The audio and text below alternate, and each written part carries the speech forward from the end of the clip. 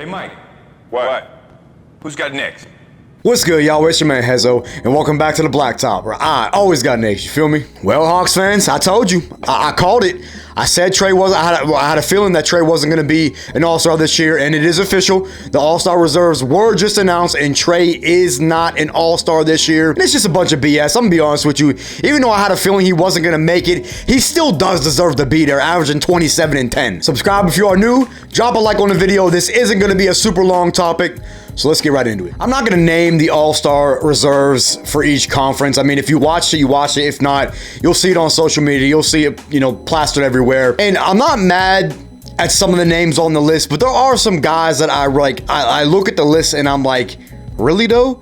This dude over Trae? And it really does frustrate me, even though, again, I did expect him not to make it because he is having a down year shooting the basketball. But, bro, he is still averaging 27 and damn near 10 assists, 9.9, 27 and 10. There's not many dudes around the league that are still putting up numbers like that. Regardless, you can say what you want about the shooting percentages. You can say what you want that the Hawks have struggled. They're still 500. I look at a guy like DeMar DeRozan. Nothing I'm taking away from DeRozan. He's had a solid season. But the Bulls are sitting at number 11. They're outside of the play-in, but yet he gets an All-Star nod over Trae. Tyrese Halliburton, another dude. I'm not taking anything away from him. He's had an incredible season. But why are his numbers better than Trae's, and yet they're sitting as a number 10 seed? Halliburton's he's averaging like 20, I think 20 and 10. He leads the league in assists, and that's fine. But Trae's third in the league in assists and 13th in scoring. There's no way these two guys specifically should have made it over Trae. Regardless, I understand they're both having good seasons as well. They're shooting better than Trae. I understand all that. But come on, man. Like 27 and 10 is still perennial All-Star numbers. And this is not the first time this has happened to Trae. The last dude that I look at that to me shouldn't have been an All-Star, even though he's an outstanding player and he should have more than only one All-Star appearance. Now his second is Jrue Holiday.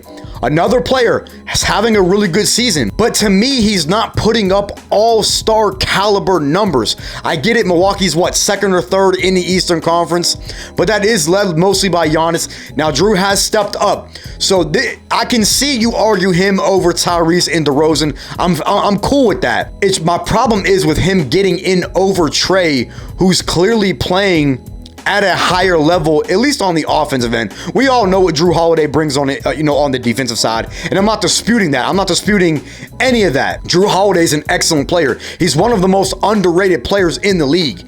But he still doesn't deserve to get in over a guy like Trey Young when he's averaging 27 and 10. I've said 1,000 times in this video already. It's frustrating when I see those three players get in over Trey Young, and it's a problem with the All-Star voting, man. The players and the coaches legitimately didn't vote for Trey Young because they don't like him. It's just that simple. Again, this is now the second time that Trae has been snubbed from the All-Star game. The last time was 2 years ago when he averaged 30 and 10.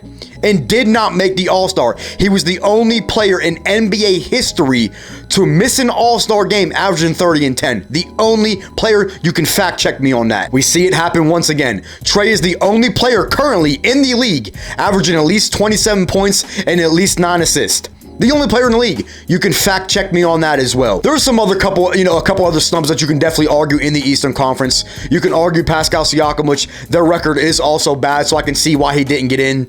James Harden is definitely a questionable one because he has played at a very high level this year, even though he's averaging 22 and 10.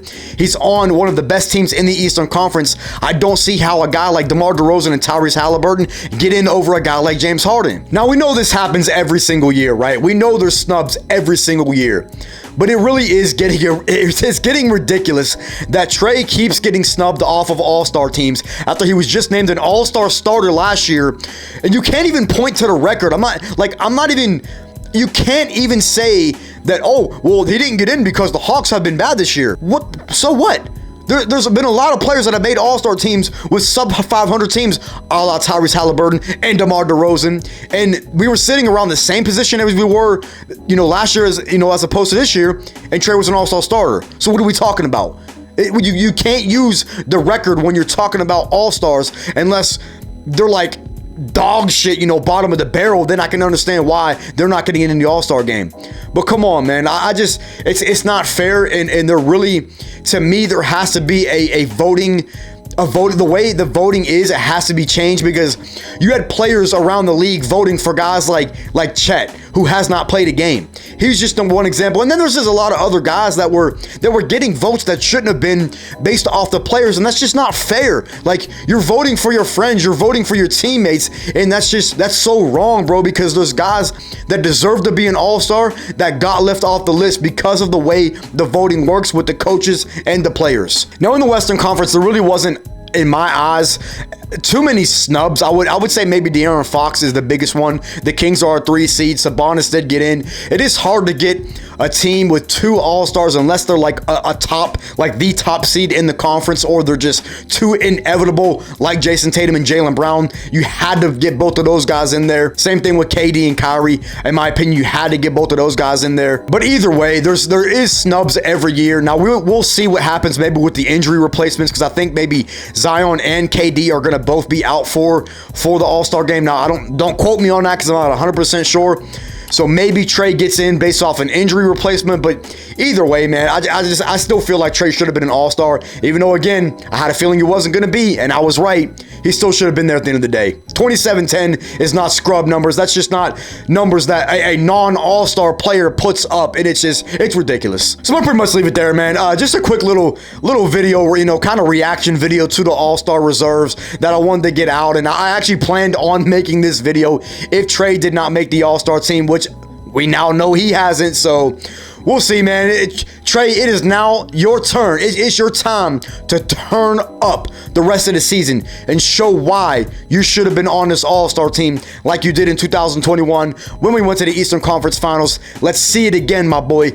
Do it again to prove these dudes wrong. It's utterly ridiculous. Kill him out there, Trae. Kill him. Let me know what y'all think down in the comments. Let me know who you think was snubbed from the All-Star team. Do you think Trae should have made it? I obviously know all my Hawks fans out there definitely think that, you know, our guy should have been in there, but it is what it is. Leave a like on the video, and I will catch y'all next episode.